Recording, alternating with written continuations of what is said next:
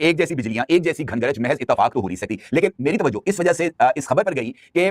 खास एरिया के बाद ये वाला मंजर सिंध के अंदर भी देखा गया। इतलात मिली कि सेम बादल, इसी तरह का बादल, इसी तरह की घनगरज, इसी तरह की बिजलियों की कड़क, ये सिंध का इलाका है बदीन, वहां पर भी इस मंजर को देखा गया और वहां के मुख्तलिफ इलाकों में भी इस तरह का सीन क्रिएट हुआ। तो फिर यह सवाल पैदा होना बहुत ही ज्यादा अहमियत का हामिल है कि वो बादल जो इस्लामाबाद में नजर आया, रावलपिंडी में नजर आया, अटक में नजर आया, टेक्सला में नजर आया, लाहौर में नजर नहीं आया, गुजरांवाला में नजर नहीं आया, गुजरात में नजर नहीं आया, मुल्तान में नजर नहीं आया, डीजी खान में नजर नहीं आया, सक्खर में नजर नहीं आया, तो ये बदीन में क्यों नजर आया? तो इस एक सोच ने इस सारी सूरत हाल को जन्म दिया, जिसके बाद इसके ऊपर तहकीकात की गई, इसके कुछ साइंसी या मौसमियाती इसकी वजूहात का भी पता चला और इसके साथ साथ चंद ऐसी बातें सामने आई जिसने मुझे वाकईतन चौंका के रख दिया और मैं इस बात पर मजबूर हो गया कि ये जो सारी की सारी रिसर्च है ये मैं आपके साथ शेयर करूं। खास तौर पर इस पस मंजर में जब मैंने 2 दिन पहले आपके साथ क्लाउड सीडिंग के हवाले से खबर को शेयर किया था और मैंने आपको बताया था कि ये जो इस वक्त क्लाउड बर्स्टिंग हुई है खासतौर पर इंडियन जो रियासत है हिमाचल प्रदेश, जम्मू, वादी और पाकिस्तानी आजाद कश्मीर के साथ साथ बुनेर में, ये सारी की सारी जो क्लाउड बर्स्टिंग है ये महज कुदरती आफत नहीं है, ये महज बारिश नहीं है, बल्कि इसके पीछे इंसानी हाथ भी कार फरमा था। इस सफेद बादल की तहकीकात के अंदर इसकी साइंसी वजूहात की तलाश के दौरान जो चीज सामने आई उसने तो मुझे और ज्यादा ना सिर्फ चौंका के रख दिया बल्कि इन बारिशों और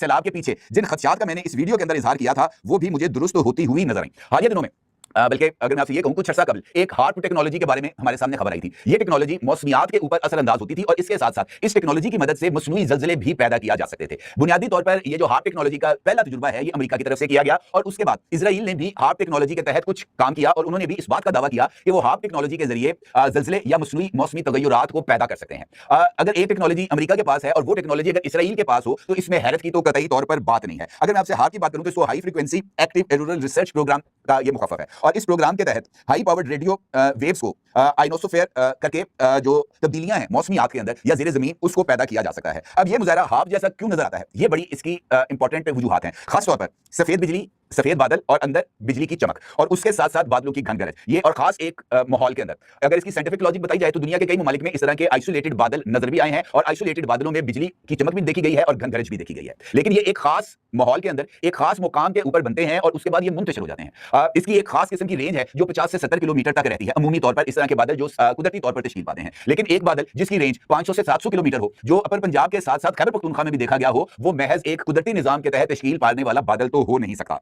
अब अगर इस सूरत हाल को मैं आपके साथ शेयर करूं